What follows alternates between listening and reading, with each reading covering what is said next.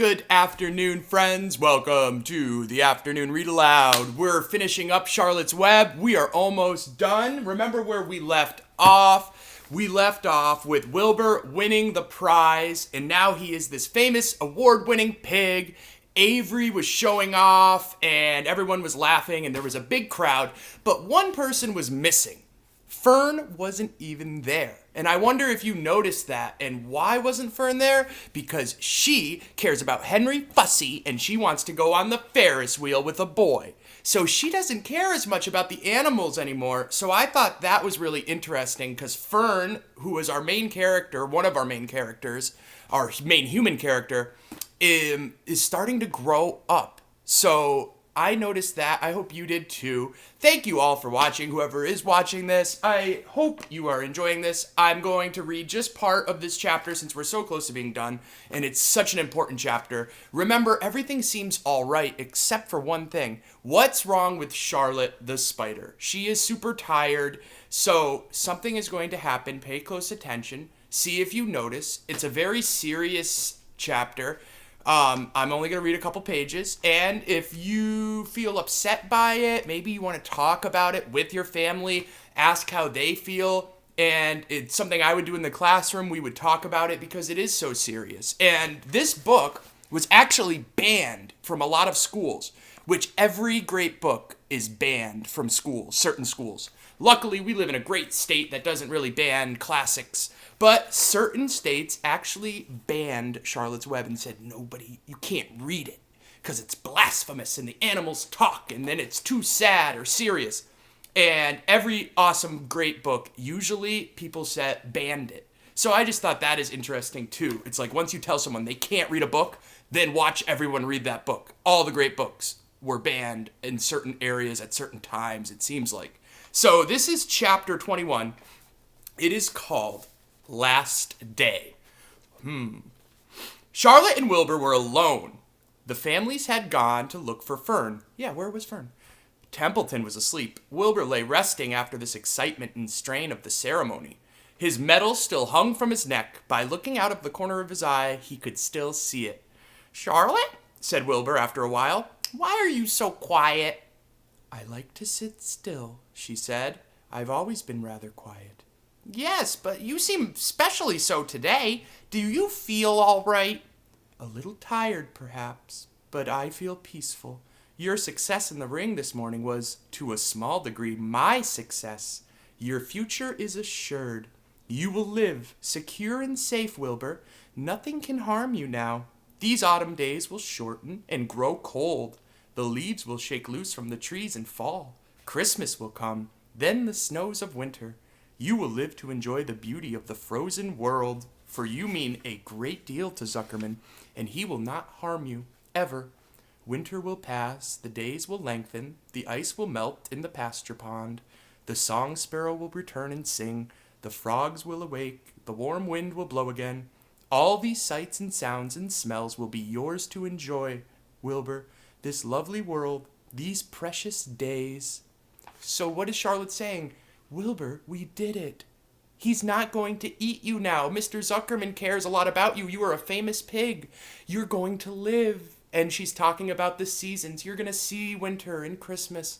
And then the warm spring will come again, and summer and the autumn and winter again. So she's talking about how Wilbur's going to live, and their plan worked. Hooray! Why are we not feeling like hooray, though? Because something's wrong with Charlotte. Let's keep reading. Charlotte stopped. A moment later, a tear came to Wilbur's eye. "Oh, Charlotte," he said, "to think when I first met you, I thought you were cruel and bloodthirsty." When he recovered from his emotion, he spoke again. "Why did you do all of this for me?" he asked. "I don't deserve it. I've never done anything for you."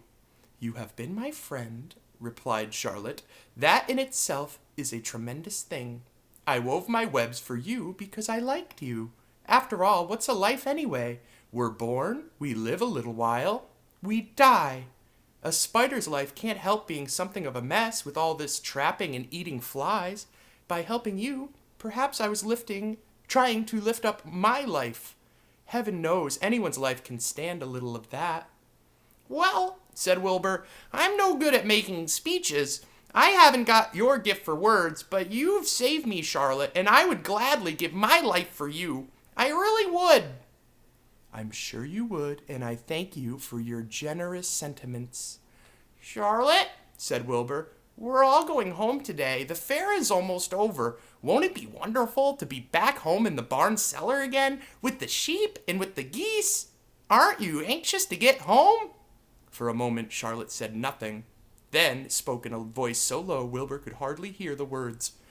I will not be going back to the barn, she said. Wilbur leapt to his feet. Not going back? He cried. Charlotte, what are you talking about? I'm done for, she replied. In a day or two, I'll be dead. I haven't even strength enough to climb down into the crate. I doubt if I have enough silk in my spinnerets to lower me to the ground. Hearing this, Wilbur threw himself down in an agony of pain and sorrow. Great sobs racked his body. He heaved and grunted with desolation.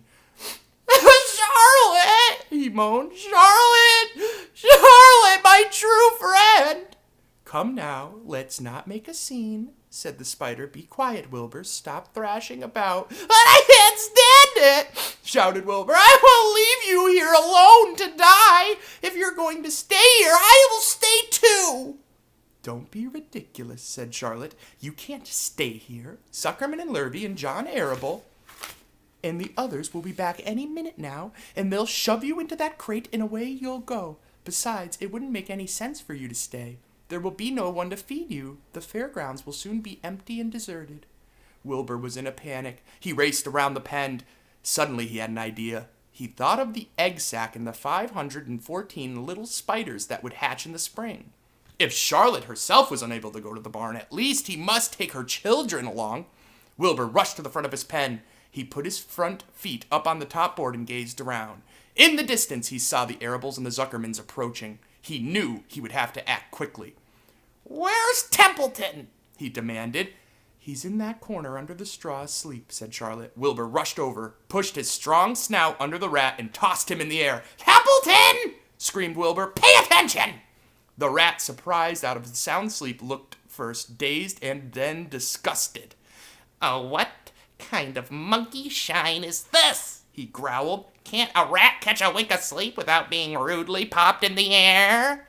Listen to me, cried Wilbur. Charlotte is very ill. We're going to stop there. A lot happened.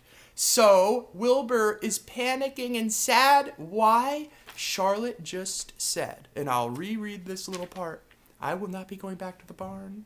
I'm done for, she replied. In a day or two, I'll be dead. That is super sad, right? So Charlotte was getting weak, and she knows that she is about to die because a spider's life is very short, and after they lay their eggs, they usually die, and then the babies come. So she made her egg sac, and now she is so weak, and she knows, I'm done for. I'm not going back to the barn with you, Wilbur.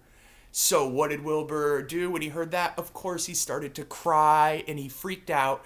But then he thought of those eggs, and he said, oh, we'll bring the eggs back, because he wants Charlotte's babies to be safe. Then he woke up Templeton. So I'm wondering, why did he wake up Templeton? What do you think is going to happen next? How are you feeling? Do you think maybe Charlotte will make it somehow? Is there a way Wilbur can save Charlotte's life like Charlotte saved Wilbur's life? Wilbur said, thank you, Charlotte. I don't know why you did all this for me, because Charlotte did a lot for Wilbur, and she saved his life. So I'll read the second half tomorrow, and thank you for watching. I hope that you like watching these. I don't know what else to say. So have a great day. Keep on watching. See you tomorrow.